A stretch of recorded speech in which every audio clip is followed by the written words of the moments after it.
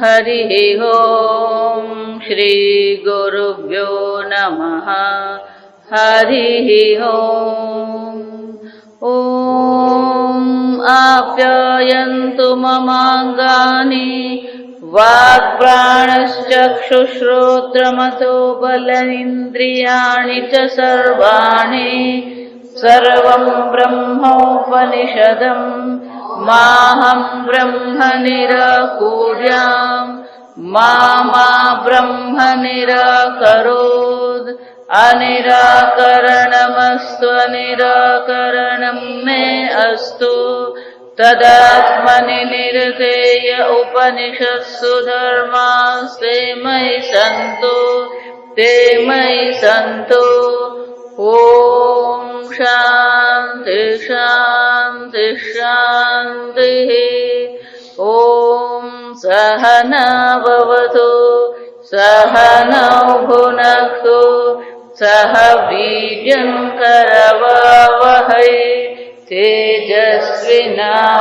तेजस्विनावधीतमस्तु मा विद्विषावहै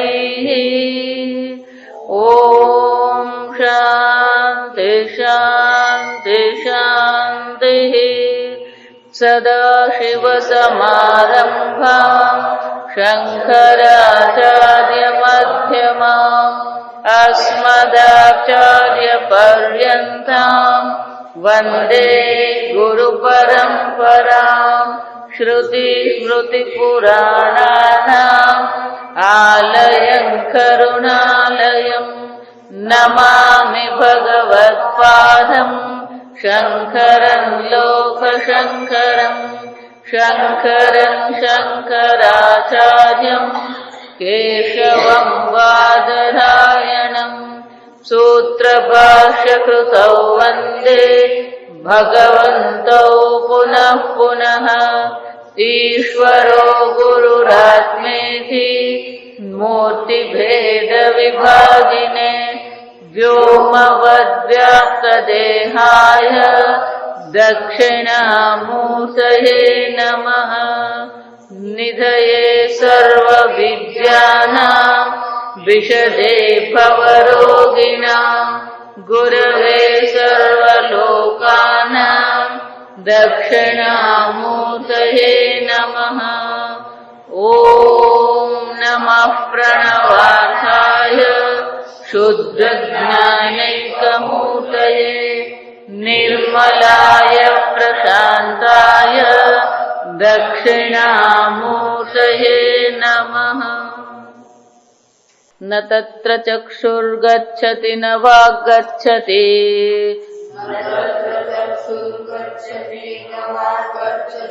नो मनो न विद्मो न विजानीमः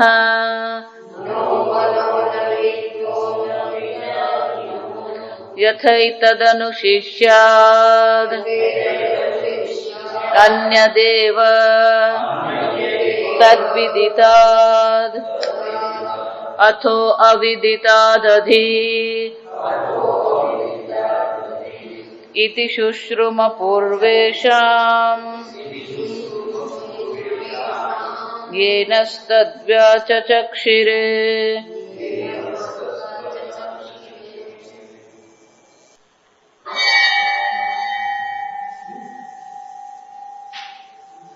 विदितं नाम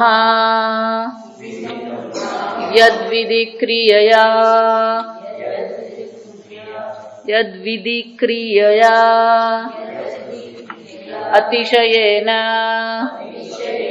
आप्तं तद्विधिक्रिया कर्मभूतं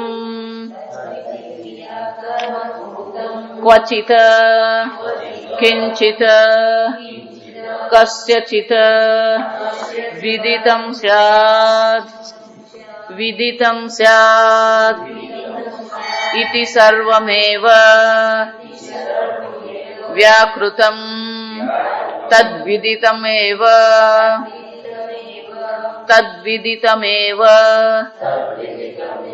तत्तस्मात् अन्यद् इत्यर्थः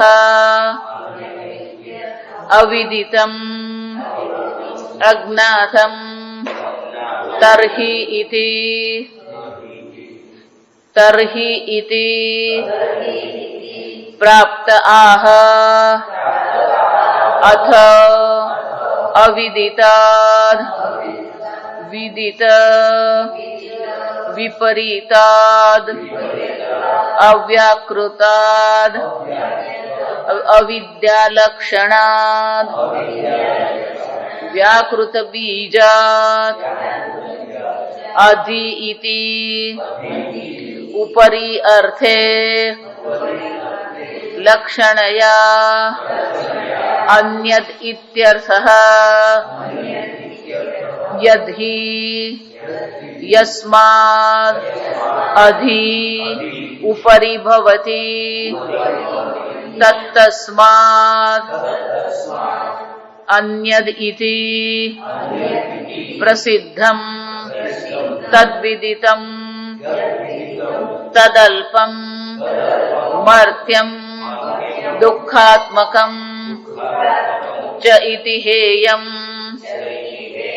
તસ્માદ વિદિતાદ અન્યદ બ્રહ્મ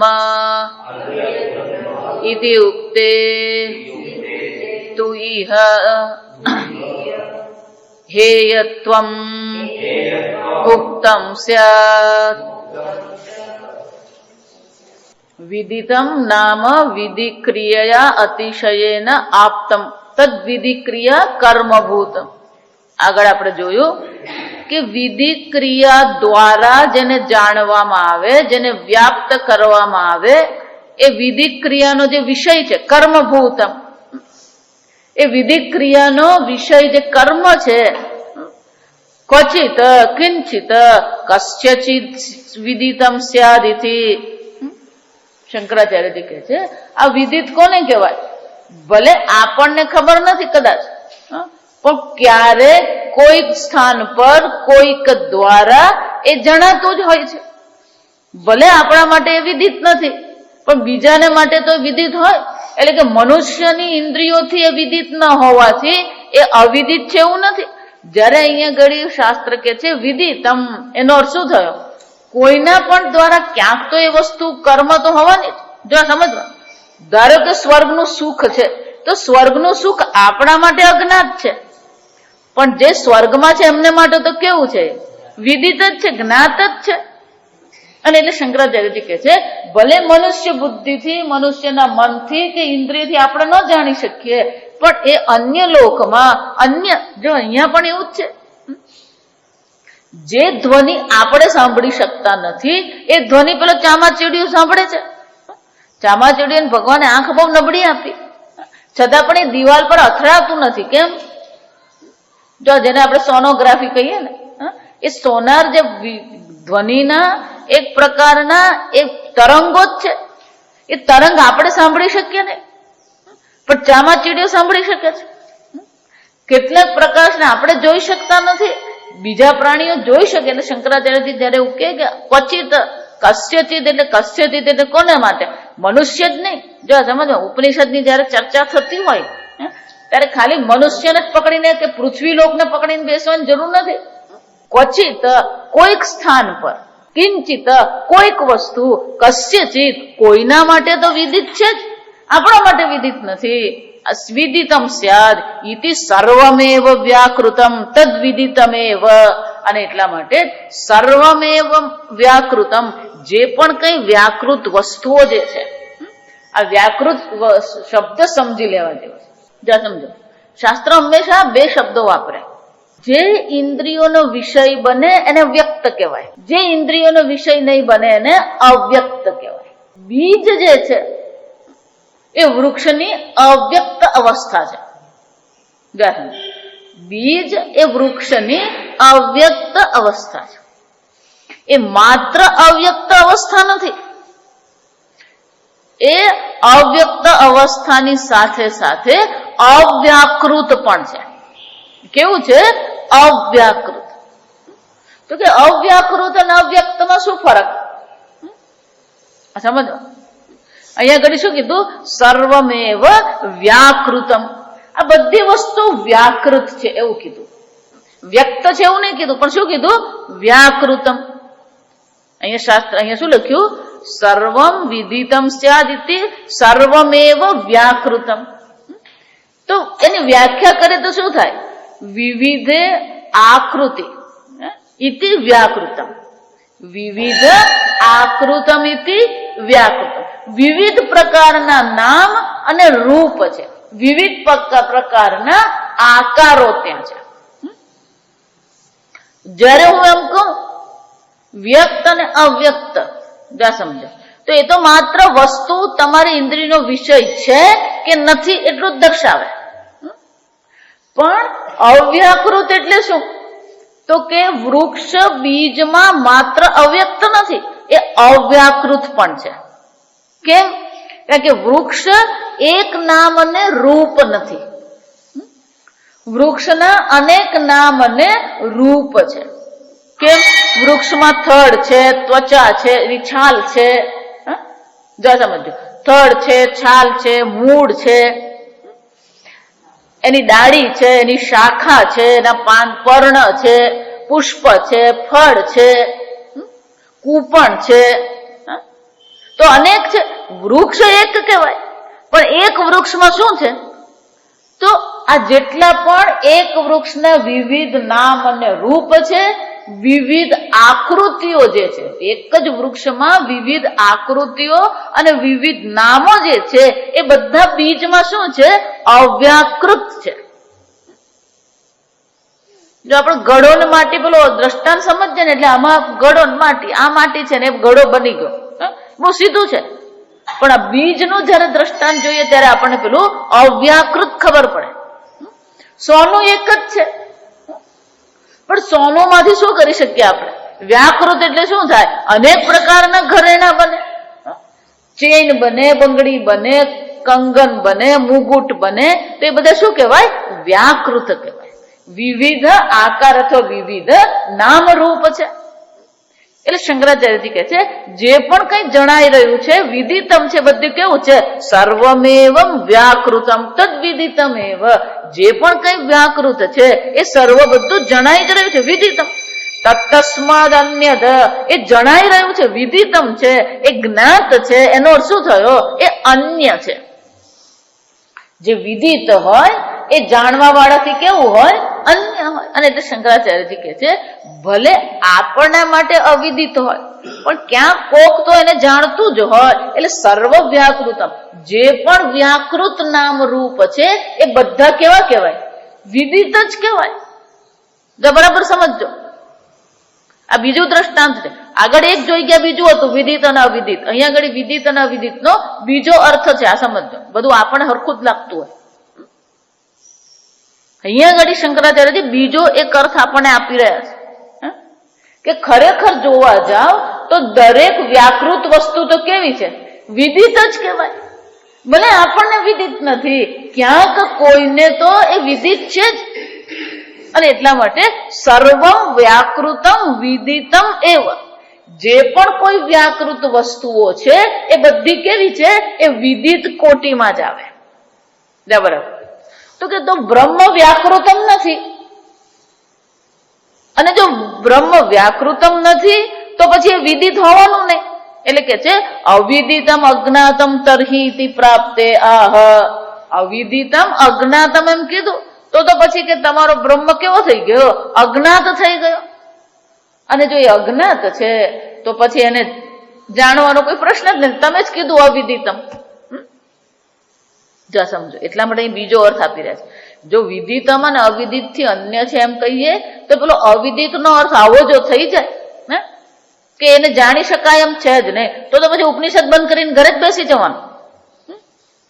એટલે શંકરાચાર્યજી કહે છે વિદિત નો અર્થ થાય વ્યાકૃતમ, અવિદિત નો અર્થ શું થાય? એટલે શંકરાચાર્યજી ખૂબ સુંદર રીતે સમજાવે છે. અતઃ અથ અથ અવિદિતા વિદિત વિપરીતા અવિદિત વિદિત અવિદિત. આ અશબ્દ જે છે ને એ અ જે છે ને નંજ કહેવામાં આવે શાસ્ત્રમાં. તો કે અના ઘણા અર્થ હોય. અ જે છે એ નકારાત્મક છે પણ એના અર્થ ઘણા હોય. એ નંજના 4 અર્થ હોય. જા સમજો. અહીંયા આગળ શંકરાચાર્યજી કયો અર્થ કરે છે? અવિદિતમ એટલે વિદિતા વિપરીતમ, વિદિત થી વિપરીત છે. ધર્મ એમ કહું અને અધર્મ કહીએ તો શું છે? ધર્મનો અભાવ નથી. એ શું છે? ધર્મથી વિરુદ્ધ અર્થમાં છે. કોઈ ફોન કરીને કે આપણને અચાનક 5,000 જરૂર પડી, જા સમજવા, પછી આપણે શું કહીએ? મહિનાનું આમે છેલ્લું અઠવાડિયું ચાલતું હોય અને આપણે શું કહીએ? ભાઈ મારી પાસે જ નથી. જા સમજ. તો ખરેખર નથી, અભાવ છે, તને આપવા પૂરતા નથી, અલ્પ કહેવાય. એને શું કહેવાય? ત્યાં ના પાડી કે મારી પાસે નથી, એનો અર્થ શું થયો? એ રસ્તા પર આવી નથી ગયો, પણ શું છે? અલ્પાર્થે નંજ કહેવાય. વિરુદ્ધાર્થે નંજ, અલ્પાર્થે નંજ. એ જ રીતે જ્ઞાન અને અજ્ઞાન જો સમજો, તો જ્ઞાન જયારે આપણે એમ કહીએ અને અજ્ઞાન એમ કહીએ તો જ્ઞાનનો અભાવ છે. સામાન્ય રીતે આપણે જ્ઞાનનો અભાવ જ કહીએ કે મને ખબર નથી, એનો અર્થ શું થયો? જ્ઞાનનો અભાવ છે. પણ ખરેખર જ્ઞાનનો અભાવ છે, વિરુદ્ધ છે. જો આ સમજો, અલ્પ નહીં, વિરુદ્ધ અર્થમાં. જો વિરુદ્ધ હોય ને તો જ પછી નિવૃત્તિ થાય. જ્ઞાનેન તું તદજ્ઞાનમ નાશિત, જ્ઞાન દ્વારા અજ્ઞાનનો નાશ થાય. તો જ્ઞાનનું વિરુદ્ધ શું હોવું જોઈએ? અજ્ઞાન હોય તો જ નાશ થઈ શકે. વિરુદ્ધ નહીં હોય તો નાશ થાય ને. અભાવ હોય તો નાશ કરવો જ નહીં પડે. અજ્ઞાન જો અભાવ હોય તો પછી એનો નાશ થઈ શકે? અભાવ એટલે કે વસ્તુ છે જ નહીં. જો સમજો, અભાવ એટલે તો વસ્તુ છે જ નહીં, તો પછી એનો નાશ કરવાનો પ્રશ્ન જ નહીં થાય. પણ અજ્ઞાન એટલે જ્ઞાનનું શું છે? વિરોધી છે. ધર્મ અને અધર્મ વિરોધી છે. જો વિચાર, એ જ રીતે મારું પેટ ખાલી છે તો ત્યાં અભાવ છે. મને ભૂખ લાગી એમ જયારે આપણે કહીએ, એનો અર્થ શું થયો? ખાલી છે પેટ, ત્યાં શું થાય? અભાવના અર્થમાં થાય. જો વિચાર, આમ અનંજના ઘણા બધા અર્થ, વિરુદ્ધના અર્થમાં હોય, અલ્પના અર્થમાં હોય, અભાવના અર્થમાં હોય. અપુત્ર હોય, એને શું કહેવાય? મારો પુત્ર નથી, તો પુત્રનું શું છે? અભાવ છે. ત્યાં વિરુદ્ધ કે વિપરીત જોવાનું નથી. જા વિચાર. એટલે શંકરાચાર્યજી અવિદિત એવું જયારે કીધું તો એ અભાવના અર્થમાં લેવાનો નથી. કયા અર્થમાં લેવાનું? શંકરાચાર્ય શું કે છે? અવિદિતા વિદિત વિપરીત. વિદિત થી કેવું છે? વિપરીત અર્થ લેવાનો છે. તો કે વિદિત નો અર્થ શું કર્યો? સર્વમ વે વિદિતમ વ્યાકૃતમ એવ. આગલા વાક્યમાં આપણને શું અર્થ આપ્યો? જે પણ કઈ વિદિત છે એ બધી વસ્તુ કેવી છે? વ્યાકૃત છે. તો હવે જો અવિદિત એટલે કે વિદિત નું વિરુદ્ધ છે તો વ્યાકૃત ને બદલે શું થઈ જશે? અવ્યાકૃત થાય. એટલે વાક્ય જો હવે વિદિતાત વિદિત વિપરીતાત અવ્યાકૃતાત. તો કે અવ્યાકૃતાદ એટલે શું? અવ્યાકૃતાદ એટલે કે શંકરાચાર્યજી સ્વયં આગળ અર્થ કરે છે અવિદ્યા લક્ષણા. જો સમજો, બીજમાં શંકરાચાર્યજી બીજનું દ્રષ્ટાંત આપે છે. વ્યાકૃત બીજાત. બીજમાં બધી વસ્તુ કેવી હોય? અવ્યાકૃત હોય અને એ જણાતી નથી. છાંદોગ્ય ઉપનિષદમાં એટલા માટે બહુ સરસ મજાનો આ વ્યાકૃત અને અવ્યાકૃત કોને કહેવાય એ દ્રષ્ટાંત સમજાવવા માટે ઉદ્દાલક બહુ સુંદર દ્રષ્ટાંત આપે છે. ઉદ્દાલક બહુ સરસ કે છે કે આ જગતનું કારણ જે છે એ સદબ્રહ્મ છે. જા સમજો, સદબ્રહ્મ આ જગતનું કારણ છે. તો કે સદબ્રહ્મ કારણ છે અને આ વિદિત જે છે વ્યાકૃત છે એ બધી વસ્તુ શું છે? કાર્ય છે. જ્યાં સમજો, શંકરાચાર્ય બહુ જુદી જગ્યા પર લઈ જાય છે આપણને. વિદિત છે, વ્યાકૃત છે, એ સર્વ શું કહેવાય? કાર્ય કહેવાય, ઉત્પન્ન થયું. જે અવ્યાકૃત છે, જે અવિદિત છે, જો વ્યાકૃત કાર્ય છે તો અવ્યાકૃત શું થશે? કારણ છે. જા સમજો. તો કારણ હંમેશા કેવું હોય? અવ્યાકૃત હોય. એટલે શંકરાચાર્યજી કહે છે વ્યાકૃત બીજાત.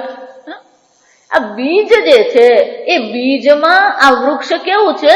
અવ્યાકૃત છે. અને એટલા માટે બીજને શું કહેવામાં આવે? કારણ કહેવામાં આવે. અને વૃક્ષને શું કહેવામાં આવે? કાર્ય કહેવામાં આવે. જો આ કેનો ઉપનિષદ ભણીએ ને એટલે શંકરાચાર્યજી એવું માને છે કે આગળ આપણે કઠોપનિષદ અને મુંડક ઉપનિષદ ભણી ગયા છીએ અને એટલા માટે આપણું બુદ્ધિનું સ્તર એટલું ઊંચું આવ્યું છે. પણ દર વખતે જોકા ખાવ ને ખોટું. આ સમજવા. અને હવે પછીનું ઉપનિષદ એના કરતા અઘરું આવવાનું છે. આ સમજ. ઉપનિષદ ભણવું હોય ને તો રાત્રે પૂરતી ઊંઘ લેવી પડે તો જ ભણાય, નહીં તો પછી શું થાય? આ વિચાર. શંકરાચાર્ય બહુ સુંદર સૂક્ષ્મ વાત કરી રહ્યા છે કે બીજ જે છે એ બીજમાં વૃક્ષ અવ્યાકૃત હોય અને એટલા માટે બીજને વૃક્ષનું કારણ કહેવામાં આવે છે. તો વિદિત એટલે કાર્ય છે, અવિદિત એટલે શું છે? કારણ છે. જો સમજો. એટલે શંકરાચાર્યજી કહે છે પણ કે આ અવિદિત જે છે એનું લક્ષણ શું છે? એટલે કે અવિદ્યા લક્ષણાત. એ કેવું છે? અવિદ્યા છે. એનું કેરેક્ટરિસ્ટિક એટલે કે એ કેવા પ્રકારનું છે? અવિદ્યા રૂપી બીજ છે. કે આ અવિદ્યા રૂપી બીજ કેમ કીધું? કે બધી સમસ્યાનું મૂળ ક્યાં ગળી છે? અવિદ્યા જ છે. અને અવિદ્યા દેવીમાં જ, માયા દેવીમાં જ આ બધી વસ્તુ કેવી છે? અવ્યાકૃત છે. માયા વીવ વિજૃંભજતી મહાયોગી વયસ્વેચ્છયા. જો વિચાર. માયા કલ્પિત દેશ કાલ કલના વૈચિત્ર ચિત્રીકૃતમ. દક્ષિણામૂર્તિ સ્તોત્રમાં શંકરાચાર્યજી બહુ સુંદર કહે છે બીજસ્યાંત ઇવ. જેવી રીતે બીજમાં આ બધી વસ્તુ પડેલી છે અવ્યાકૃત રૂપે, અંકુરિત થાય. એ જ રીતે આ અવિદ્યા માયા દેવીમાં બધી વસ્તુ કેવી છે? અવ્યાકૃત રૂપે રહેતી હોય છે અને એ જ વસ્તુ કાર્ય રૂપે વ્યાકૃત થતું હોય છે. અને એટલે શંકરાચાર્યજી કહે છે વિદિતનો બીજો અર્થ થાય કાર્ય. જો આગળ વિદિતનો અર્થ જ્ઞાત અને અજ્ઞાત જોઈ ગયા, જો સમજો. તો જ્ઞાત અને અજ્ઞાત બંનેથી ભિન્ન છે એમ કીધું. વિદિતાત અન્ય, જ્ઞાતથી અન્ય છે, અજ્ઞાતથી પણ બ્રહ્મ કેવું છે? અન્ય છે એમ કીધું. એનો અર્થ શું થયો? બ્રહ્મ ક્યારેય વિષય કોટીમાં આવતો નથી. ત્યાં અર્થ શું કર્યો આપણે? બ્રહ્મ ક્યારે શું છે? ન ઈદમ વિષ. એને આ તરીકે આપણે જાણી શકીએ નહીં. જો સમજો. એટલે બ્રહ્મ ક્યારે શું છે? ઈદમ કોટીમાં નહીં. એટલે ગઈકાલે મેં કીધું ને કે આપણને એમ થતું કે લાલ પીળી લાત દેખાય ને ગરમ થઈ ગયું, ઊંચું થઈ ગયું, નીચું થઈ ગયું.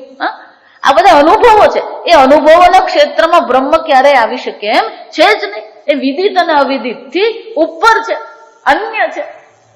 હવે શંકરાચાર્ય બીજો અર્થ કરતા આપણને કહે છે કે આ બ્રહ્મ કેવું છે? તો કે વિદિત એટલે વ્યાકૃત છે, કાર્ય છે. અવિદિત એટલે અવ્યાકૃત છે, કારણ છે. પણ અહીંયા તો શાસ્ત્ર શું કે છે? વિદિતાદ અન્યત. વિદિત થી અન્ય છે, અવિદિત થી પણ આ બ્રહ્મ કેવું છે? અન્ય છે. એનો અર્થ શું થયો? કાર્યથી પણ પર છે, કારણથી પણ એ પર છે. જો સમજો. કાર્ય પણ બ્રહ્મ નથી, કારણ પણ બ્રહ્મ નથી. આમ એ કાર્ય કારણથી પર વસ્તુ છે. તો કે પર તમે શબ્દ ક્યાંથી લાવ્યા? જો સમજો કે તમે આ પર શબ્દ ક્યાંથી લાવ્યા? એટલે શંકરાચાર્યજી પછી કે છે અધિ ઇતિ ઉપરી અર્થે.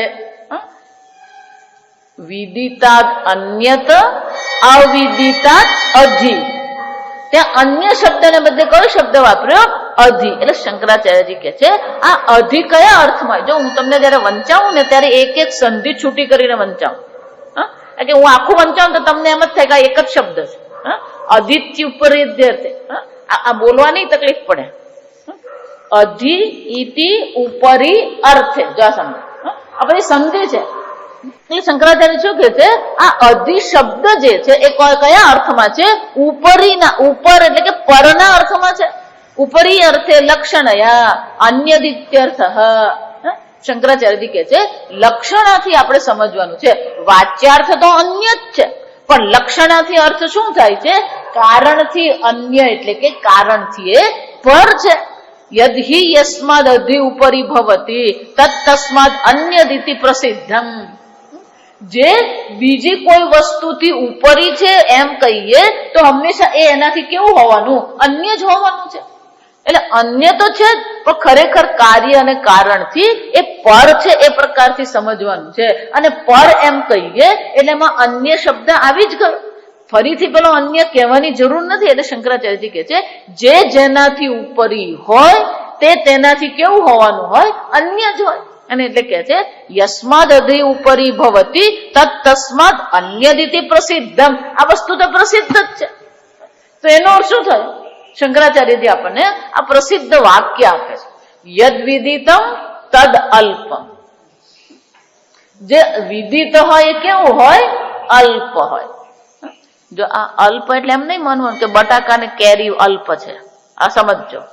આ શરીર પણ વિદિત છે તો શરીર પણ શું છે? અલ્પ જ છે. કાર્ય કોટીમાં છે.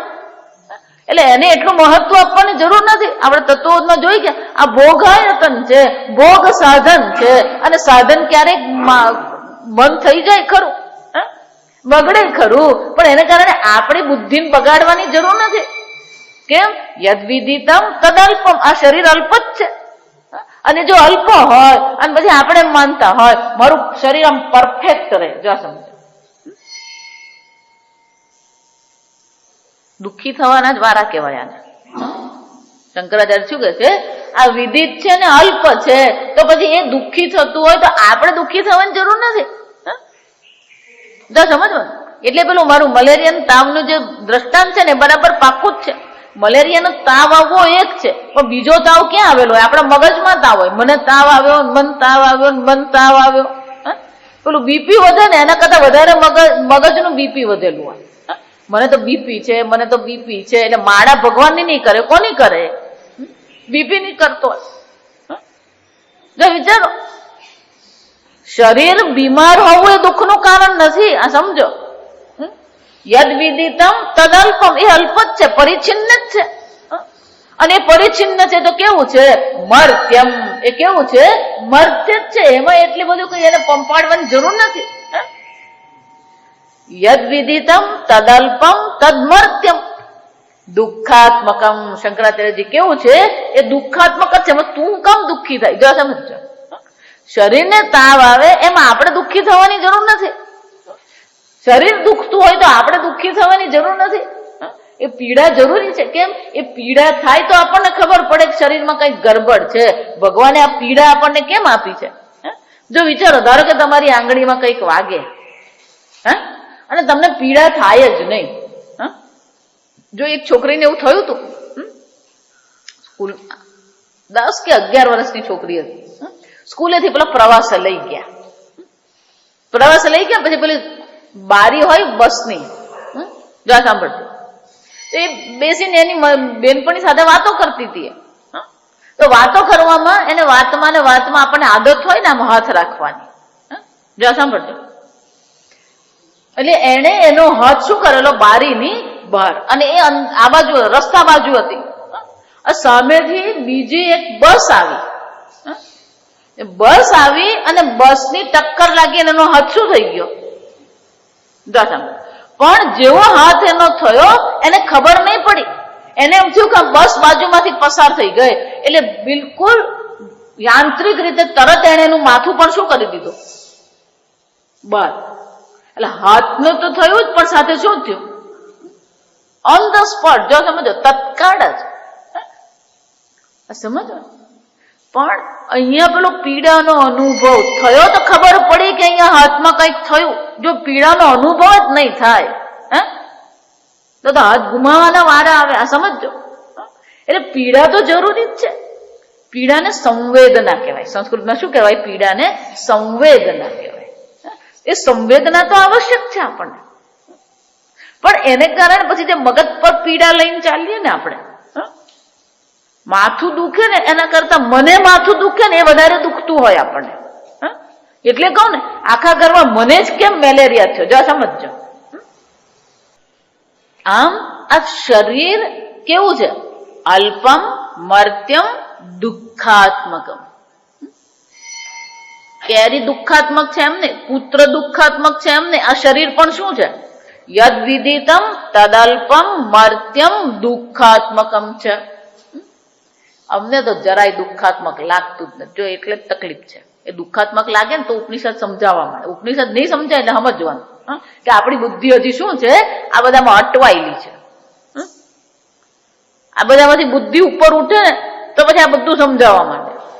દુઃખાત્મકમ ચ ઇતિ.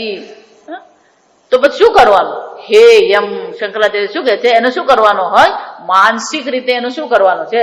ત્યાગ કરવાનો છે. જો વિચારો, આપણે શું પકડીને બેઠા છે? આપણે કોને સુરક્ષા માનીએ છીએ?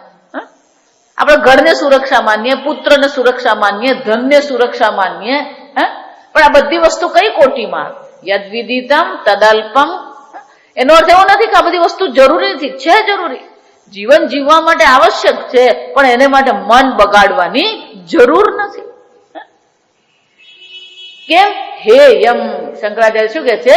એ બધું ત્યાગ કરવા યોગ્ય છે. હે યમ એટલે કે ત્યાગ કરવા યોગ્ય છે. જો બહુ સુંદર છે. આ બીજો અર્થ છે, એટલે ત્રીજો અર્થ થાય ખરેખર. શંકરાચાર્યજી કે છે જે વિદિત હોય એ અલ્પ હોય, મર્ત્ય હોય, દુઃખાત્મક હોય, અને એટલે કેવું છે? એ ત્યાગ કરવા યોગ્ય. આ ત્રીજો અર્થ છે. પણ આ બ્રહ્મ કેવું છે? તસ્માદ વિદિતાદ અન્ય. વિદિત થી અન્ય છે. બ્રહ્મ ઇતિ ઉક્તે તું અહેયત્વમ ઉક્તમ સ્યાત. અને તો પછી આ બ્રહ્મ અવિદિત છે. વિદિતા અન્ય એટલે અવિદિત છે. અને જો અવિદિત છે તો પછી કે એને ત્યાગ કરવા યોગ્ય બ્રહ્મ નથી. જો આ સમજો, અવિદિતાત અન્ય બ્રહ્મ ઇતિ ઉક્તે તું ઈ અહેયત્વમ ઉક્તમ સ્યાત. તો પછી અર્થ શું થશે એનો? કે આ અવિદિત બ્રહ્મ છે એનો શું થયો? એ ત્યાગ કરવા યોગ્ય નથી. જે વિદિત છે એ ત્યાગ કરવા યોગ્ય છે, અવિદિત છે એ કેવું છે? ત્યાગ કરવા યોગ્ય નથી. તથા અવિદિતાદ અધિ ઇતિ ઉક્તે અનુપેદેયત્વમ ઉક્તમ સ્યાત. કે આ તમે અર્થ કર્યો ને બરાબર છે, પણ અહીંયા તો શું કીધું? બ્રહ્મને અવિદિત કીધું. બ્રહ્મને અવિદિત કીધું. વિદિતાત અન્ય, અવિદિતાત અધિ. એ તો અવિદિત થી પણ શું છે? ઉપર છે. એટલે બીજા વાક્યમાં શંકરાચાર્ય શું કે છે? તથા અવિદિતાદ અધિયુક્તે અનુપાદેયત્વમ ઉક્તમ સ્યાત. કે વિદિત એટલે અલ્પ છે, ત્યાગ કરવા યોગ્ય છે, અવિદિત એટલે ત્યાગ કરવા યોગ્ય નથી. પણ અહીંયા તો શાસ્ત્ર શું કે છે? અવિદિતાત અન્ય. અવિદિત થી પણ અન્ય છે. સમજ? એનો અર્થ શું થાય? અનુપાદેયત્વમ. તો પછી આ બ્રહ્મ પણ કેવું છે? એને ઉપાદેય કરવું એટલે કે એને પ્રાપ્ત કરવું યોગ્ય નથી. કે આવો અર્થ કરવાનો? એટલે શંકરાચાર્યજી કહે છે આ કારણ અને કાર્યનો અર્થ જ લેવાનો. આપણે વ્યવહારિક રીતે વિદિતાદ અધિ બરાબર છે, પણ અહીંયા બ્રહ્મની દ્રષ્ટિએ અવિદિત કહીને અવિદિત થી અન્ય એટલે કે એને ત્યાગ કરવો યોગ્ય નથી એવો થઈ જાય. તો કે છે કાર્યાર્થમ હિ કારણમ અન્યેન ઉપાદીયતે અતશ્ચ ન વેદિતુઃ અન્યસ્મૈ. જો વિચાર, આ કાર્ય અને કારણ જે છે, તો બ્રહ્મ કેવું છે? બ્રહ્મ કાર્ય પણ નથી, બ્રહ્મ કારણ પણ નથી. જ્યારે આ ઘડો છે, જો આપણો દ્રષ્ટાંત જુઓ, જ્યારે આ ઘડો છે એમ આપણે કહીએ તો ઘડો કાર્ય છે, ઘડો બનાવવામાં આવ્યો. ઘડો કુદરતી નથી, ઘડો કેવો છે? બનાવવામાં આવ્યો, તો એ કાર્ય કહેવાય. અને કારણ શું છે? માટી કારણ છે. તો ઘડાની દ્રષ્ટિએ માટી કારણ છે, જા સમજ. પણ માટી સ્વયં કારણ છે ખરી? માટી માટી જ છે. માટીમાં કાર્ય પણ નથી, કારણ પણ નથી. એમ બ્રહ્મ કેવું છે? કાર્ય પણ નથી, કારણ પણ નથી, વ્યાકૃત પણ નથી, અવ્યાકૃત પણ નથી. બ્રહ્મ કેવું છે? કાર્ય અને કારણથી પર છે, અન્ય છે. કાર્ય પણ નથી, કારણ પણ નથી. કે કેમ આવું તમે શું કામ કરો? આ બધું ઊંધું ચતું હું કામ કર્યા કરો? એનું કારણ એ છે કે નિયમ છે. જો આ સમજો, કાર્ય વિનાશી હોય. કાર્ય હંમેશા કેવું હોય? વિનાશી હોય. ઉત્પન્ન થયું તો એનો શું થવાનો? નાશ થવાનો. એ કાર્ય કેવું હોય? વિનાશી હોય. અને કારણ વિકારી હોય. કેમ? જ્યાં સુધી કારણમાં કોઈ પ્રકારે પરિવર્તન આવે નહીં ત્યાં સુધી કાર્ય બની શકે. જો એટલા માટે માટી અને ઘડો આપણે એમ કહીએ ખરા, પણ માટી પહેલા પિંડાકાર હતી, હવે ઘટાકાર છે. તો કારણની દ્રષ્ટિએ પણ શું થયું? થોડુંક તો પરિવર્તન આવ્યું ને. આકારની દ્રષ્ટિએ શું થયું? પહેલા પિંડાકાર હતી, તો આ સમજો, પહેલા પિંડાકાર હતી, નરમ હતી, હવે ઘટાકાર છે અને કાઠિન્ય કહેવાય. સંસ્કૃતમાં શું કહેવાય? કાઠિન્ય, કઠણ છે. પહેલા નરમ હતી, હવે કેવી છે? કઠણ છે. તો બે પ્રકારના પરિવર્તન તો આવ્યા છે, હે ને? આકાર પણ બદલાયો અને એ કેવી બની ગઈ? કઠણ બની ગઈ. એને આપણે શું કરવું પડે? પકાવવું પડે. ભઠ્ઠીમાં શું કરે? એને પકાવીને એને કડક કરવામાં આવે, શેકવામાં આવે. એનો અર્થ શું થયો? ખરેખર પૂર્ણતઃ નિર્વિકારી માટી છે એવું નહીં કહી શકાય. આ સમજો, માટીમાં કોઈક પ્રકારે તો શું થયો? વિકાર આવ્યો જ છે. એનો અર્થ શું થયો? કાર્ય વિનાશી હોય અને કારણ કેવું હોય? વિકારી હોય. કોઈક પ્રકારનો વિકાર ન થાય તો કાર્ય ઉત્પન્ન થાય જ નહીં. એટલે બ્રહ્મને તો તમે કારણ કહેવા જશો તો બ્રહ્મ કેવું બની જાય? વિકારી બની જાય. કાર્ય બ્રહ્મ નથી એટલે વિનાશી બ્રહ્મ નથી, કારણ બ્રહ્મ નથી એટલે કેવું છે? એ વિકારી નથી. કાર્ય અને કારણ વિદિતાત અન્યત, કાર્યથી અન્ય છે. અવિદિતાત અધિ એટલે કારણથી પણ એ કેવું છે? અન્ય છે. આમ કાર્ય અને કારણ બંનેથી એ કેવું છે? અન્ય છે. શંકરાચાર્યજી એટલે બહુ સુંદર અહીંયા વાક્ય એટલે સમજાવવા માટે આપણને કહે છે, કાર્યાર્થમ હિ કારણમ અન્યદ અન્યન ઉપાદીયતે. જો વિચાર, હું માટી, જો વાક્ય શું છે? કારણમ અન્યત અન્યન ઉપાદીય. ઉપાધિ એટલે પ્રાપ્ત કરવું, હાથમાં લેવું. આ કારણ આપણે હાથમાં લીધું શાના માટે? માટી હાથમાં લીધી શાના માટે? કાર્યાર્થમ. ઘડો જે કાર્ય છે એ બનાવવા માટે આપણે શું કરવું પડે? કારણ હાથમાં લેવું પડે, કારણ પ્રાપ્ત કરવું પડે. મારે કપડું બનાવવું છે તો મારે શું કરવું પડે? બજારમાં જઈને રૂ લાવવું પડે. એ રૂ લાવ્યા પછી રૂમાંથી તાંતણા બનાવવા પડે. એટલે શંકરાચાર્યજી કહે છે કાર્યાર્થમ. કાર્યાર્થમ એટલે કે કાર્ય માટે, ઘડો બનાવવા માટે કે કપડું બનાવવા માટે પહેલા તો મારે શું કરવું પડે? કારણ ગ્રહણ કરવું પડે, કારણ હાથમાં લેવું પડે. તો મેં કારણ હાથમાં લીધું તો કારણ મારાથી કેવું હશે? અન્ય જ હોવાનું. સમજ? કાર્યાર્થમ હિ કારણમ અન્યદ અન્યેન. અન્યદ અન્યેન. કાર્ય માટે કારણ જેને લીધું એ કેવો છે? અન્યેન ઉપાદીયતે. કારણથી પણ જે અન્ય છે એ જ કારણ હાથમાં લે છે અને પછી કાર્ય ઉત્પન્ન કરે છે. જો વિચાર, તો જે એનો શું થયો? કુંભાર માટી કરતા કેવો છે? ઘડો બનાવવા માટે કુંભારે હાથમાં શું લેવું પડે? માટી લેવી પડે. તો માટી જે ઘડાનું કારણ છે એ કુંભાર કરતા કેવી છે? અન્ય છે. અને એટલે કે છે અન્ય ને અન્ય દ્વારા એને પકડવી પડે, એને પ્રાપ્ત કરવી પડે. અતઃ ચ ન વેદિતુઃ અન્યસ્મય પ્રયોજનાય અન્યદ ઉપાદેયમ ભવતી. એનો અર્થ શું થયો? અન્યના માટે અન્યનું શું કરવામાં આવે?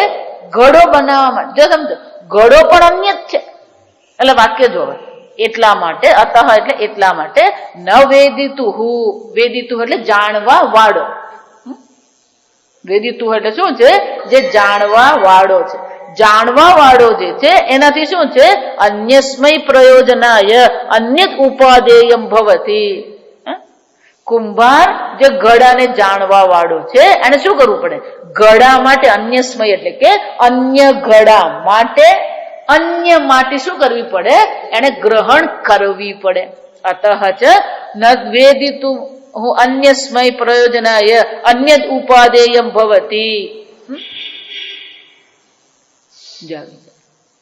તો બ્રહ્મ કેવું છે? વિદિતાદન્ય અવિદિતા અધિ. કાર્ય પણ નથી, કારણ પણ નથી. જો હવે સાંભળો તો ના, આપણે બ્રહ્મ, આ જગત બનાવવા માટે બ્રહ્મ કંઈક તો પકડવું પડે ને. બ્રહ્મ શું છે? આ બધાથી કેવું છે? પર છે. કાર્યને પણ જાણવા વાળો છે, કારણને પણ એ જાણવા વાળો છે. જા બંનેથી એ કેવો છે?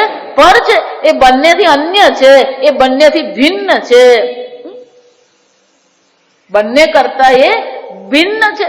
એ બંનેને શું કરવા વાળો? જો વેદિતુઃ, આ બહુ સુંદર છે. એ જાણવા વાળો છે. કાર્યને પણ તમે જાણો છો, કારણને પણ તમે શું કરો છો? જાણો છો.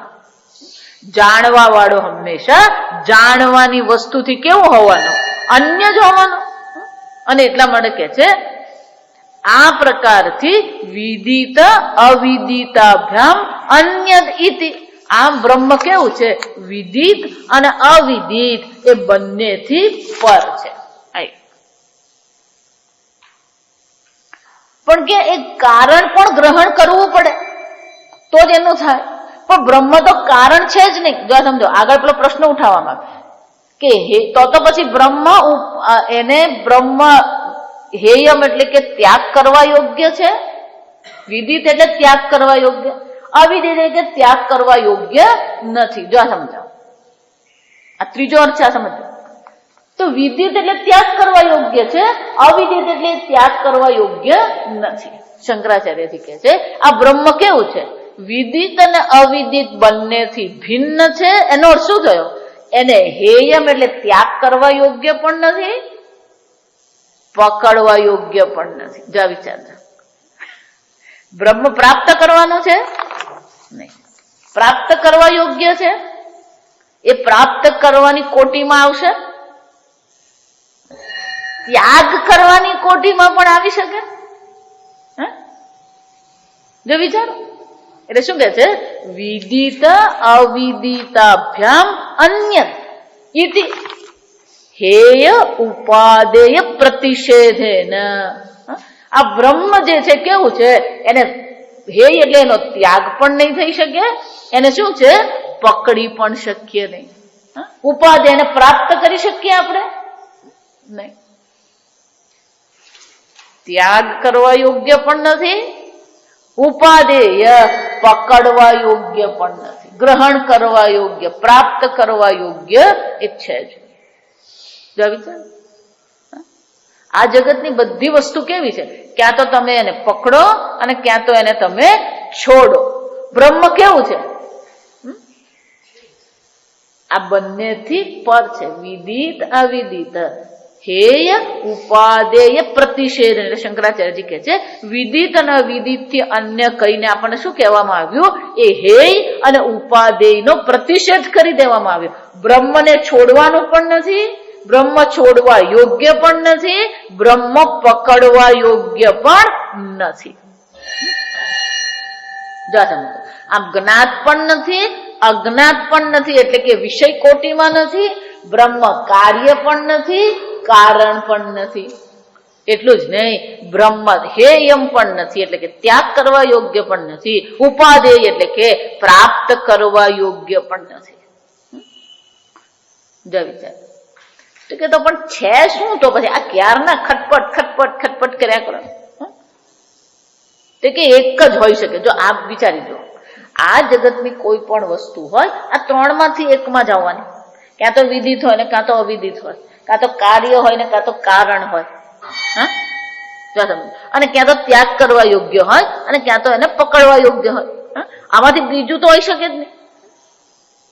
તો બાકી શું રહ્યું હવે આમાં? આમાં બાકી શું રહ્યું? જો વિચારો, શું બાકી રહ્યું? તમે જ બાકી રહ્યા, હું જ બાકી રહ્યો. જો સમજો, એટલે શરીર પણ કાર્ય છે, અવિદ્યા પણ કારણ છે, વ્યાકૃત છે ને અવ્યાકૃત છે. જો વિચારો, આમ ગોળ ફેરવીને તમને ક્યાં ઉભા રાખી દીધા? સ્વાત્મન. જો શંકરાચાર્યજીનું વાક્ય, સ્વાત્મન અન્ય બ્રહ્મ વિષય જિજ્ઞાસા. આમ જો આને જ કહેવાય.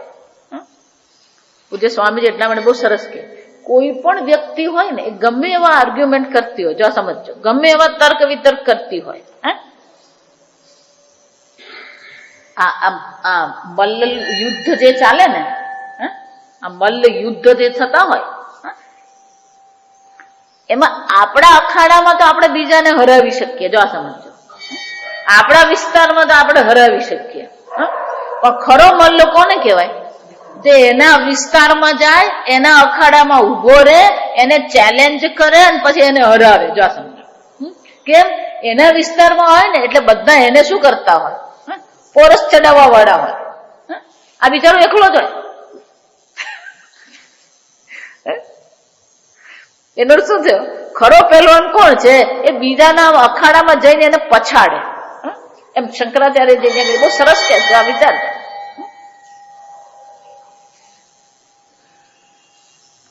કોઈ પણ વ્યક્તિ આપણી સાથે તર્ક વિતર્ક કરે ને, જો આ સમજી લેજો, કોઈ પણ વ્યક્તિ આપણી સાથે તર્ક વિતર્ક કરે ને તો ક્યારેય આપણો તર્ક રજૂ નહીં કરવાનો. આપણે વેદાંત ભણીએ ને એટલે આપણને થોડું વેદાંત આવડતું હોય, આપણો વેદાંતનો તર્ક ક્યારેય રજૂ નહીં કરવો.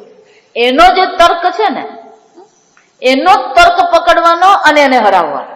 કઈ રીતે? તો કે એના તર્કમાં કયા દોષ છે ને પકડવાના, એને એના જ તર્કના શું બતાવવાના? દોષ બતાવવાના. જો આને બુદ્ધિશાળી કહેવાય. એક વાર પછી એ કબૂલ કરે ને કે હું જે કહું છું એ ખોટું છે, પછી આપણો વેદાંત એને સમજાવ. પહેલા વેદાંત નહીં કહેવાનું. જો સમજો બરાબર. કોઈ પણ, જો એટલા માટે તમે જો વેદાંત તત્વ પકડો ને, આત્મ તત્વ પકડો, તો બાકીની બધી વસ્તુ શું થઈ જાય એની આગળ. એટલા માટે હું કહું, યોગાસન કહીએ ને, પ્રાણાયામ કહીએ ને, આહાર વિહાર કહીએ ને, કુદરતી ઉપચાર કહીએ ને, ધ્યાન કહો ને, કુંડલીની જાગૃતિ કહો, આ બધી વસ્તુ અહીંયા આગળ શું થઈ જાય? કુંડલીની જાગૃત થઈ તો વિદિત થઈ ગઈ, અને વિદિત છે તો પછી કુંડલીની પણ શું થઈ ગઈ? યદ વિદિતમ તદલ્પમ મર્ત્યમ દુઃખાત્મકમ. આ સમજવાનું. વિદિત કોટીમાં આવ્યું ને એટલે ગડબડ જ થવાની. પણ બ્રહ્મ વિદિત કોટીમાં પણ નથી, બ્રહ્મ અવિદિત કોટીમાં પણ નથી, કાર્ય પણ નથી, કારણ પણ નથી, છોડવા યોગ્ય પણ નથી, પ્રાપ્ત કરવા યોગ્ય પણ નથી. તો એ બ્રહ્મ શું હોઈ શકે? એટલે શંકરાચાર્યજી કે છે સ્વાત્મન. જો વિચાર, એનો અર્થ શું થયો? આ બ્રહ્મ આત્માથી, પોતાના આત્માથી અન્ય બીજું કોઈ હોઈ શકે નહીં. સ્વાત્મન અન્ય તો બ્રહ્મ. જો વિચાર, ન વેદિતું અન્યમ. તમે જે આ સર્વને જાણવા વાળા છો, એ જાણવા વાળાથી ભિન્ન બ્રહ્મ છે જ નહીં. અને એટલે કે છે સ્વાત્મન અન્ય બ્રહ્મ વિષય જિજ્ઞાસા શિષ્ય સ નિવર્તિતા સ્યાત. શંકરાચાર્ય આ વાક્યમાં બીજો અર્થ બહુ સુંદર કાઢે છે. બ્રહ્મ જે છે, આત્મા જે બ્રહ્મ છે, પણ એ બ્રહ્મ કેવો છે? બ્રહ્મ વિષયા જિજ્ઞાસા. બ્રહ્મ વિષય એટલે કે બ્રહ્મને જાણવાની જિજ્ઞાસા. પણ એ બ્રહ્મને જાણવાની જે જિજ્ઞાસા છે એની એ જિજ્ઞાસામાં અહીંયા એક આપણને સુધારો કરી આપ્યા. ઉપનિષદ આપણને શું કરી આપે છે? એ જાણવા તો બરાબર છે, અથવા તો બ્રહ્મ જિજ્ઞાસા, એમાં ખોટું નથી, પણ એ જે જિજ્ઞાસામાં છે એમાં કંઈક આપણે બાદ કરવાનું છે. કયું બાદ કરવાનું છે? સ્વાત્મન અન્ય બ્રહ્મ. આત્માથી અન્ય બ્રહ્મ છે એને મારે જાણવાની ઈચ્છા છે. એવી જે બુદ્ધિ જે શિષ્યની છે એને શું કરે છે?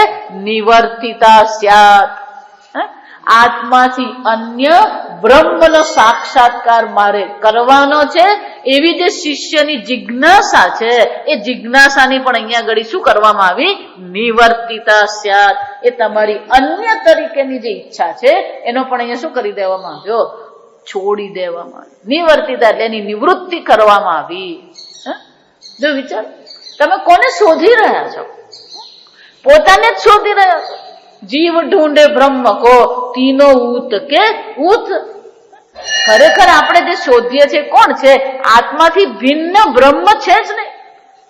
અને જો આત્માથી ભિન્ન બ્રહ્મ નથી તો જેટલું પણ વિષય કોટીમાં આવે એ બધું વિષય કોટીના વિષયો શું છે? બ્રહ્મ હોઈ શકે જ નહીં. જે કાર્ય અને કારણની કોટીમાં આવે, જે ત્યાગ કરવા અથવા કેવો છે પકડવા, આત્મા ત્યાગ કરી શકો? આત્માનો ત્યાગ કરી દો, કરી શકો? આત્માને પ્રાપ્ત કરો. આત્મા પ્રાપ્ત કરવાનો છે. જો વિચાર, એટલે શંકરાચાર્ય શું કહે છે? આ ત્રણ અર્થ જો આપણને સમજાઈ જાય તો એક વસ્તુ થઈ ગઈ કે શિષ્યની બુદ્ધિમાં પોતાનાથી સ્વાત્મના પોતાનાથી અન્ય બ્રહ્મને જાણવાની જે ઈચ્છા છે એ ઈચ્છાની પણ શું થઈ ગઈ? નિવૃત્તિ થઈ ગઈ. પણ આપણને આખા ગામને જાણવાની ઈચ્છા થાય. જો સમજો, તકલીફ જ અહીંયા છે. ત્યાં શું થયું, પેલો કેમ નહીં આવ્યો, ને આ કેમ નહીં આવ્યો, ને બાજુમાં શું થયું? એટલે શંકરાચાર્ય શું કહે છે? પોતાનાથી અન્ય જે અન્ય તરીકે બ્રહ્મને જાણવાનો નથી. જો એટલે કહું, જાણવા વાળો બ્રહ્મ જ છે અને જાણવાનો વિષય પણ શું છે? બ્રહ્મ જ છે. અને એટલે શંકરાચાર્યજી બહુ સુંદર કે છે, વિદિત અવિદિતાભ્યામ અન્યત. આમ કહીને આપણને બહુ સ્પષ્ટ શબ્દોમાં સમજાવી દીધું કે આ જે છે, જે શ્રોત્રનું પણ શ્રોત્ર, જો આગળના મંત્ર ભૂલવાના નહીં, શ્રોત્રનું પણ જે શ્રોત્ર છે અને જેને શ્રોત્રથી જાણી શકાતું નથી એ બ્રહ્મ બીજું કઈ નહીં પણ શું છે? આત્મા માત્ર છે. એનો શું થયો? તમે એ પૂર્ણ બ્રહ્મ છો. તમે નિત્ય અવિનાશી બ્રહ્મ છો, નિર્વિકારી બ્રહ્મ છો. કાર્ય વિનાશી હોય, બ્રહ્મ કાર્ય નથી. જે આત્મ સ્વરૂપ બ્રહ્મ કાર્ય નથી, એટલે કે એ બ્રહ્મ કેવું છે? વિનાશી નથી. એ કારણ નથી એટલે કે વિકારી નથી. તો બ્રહ્મ કેવું છે? નિર્વિકારી છે. આમ નિર્વિકારી આત્મ સ્વરૂપ અવિનાશી બ્રહ્મ તમે છો. આમ શિષ્યને અન્ય પરથી બુદ્ધિ હટાવીને એને ક્યાં લઈ જાય છે? આત્મ તરફ લઈ જવામાં આવે. કેમ કે આ બધાની નિવૃત્તિ કરી દીધી. આ વિદિતાદ અન્યત અવિદિતાદ અધિ. પણ કે આ બધું આમ લાંબુ લાંબુ પહેલેથી જ કહી દેવાનું હતું ને કે બ્રહ્મ આત્મા છે. ઇતિ શુશ્રુમાં પૂર્વેશામ, પૂર્વોના આચાર્યો પાસે અમે આવી જ રીતે સાંભળેલું અને એટલે અમે પણ તમને શું છે? આ જ રીતે ઉપદેશ કર્યો. આગળ આપણે કાલે જોઈશું.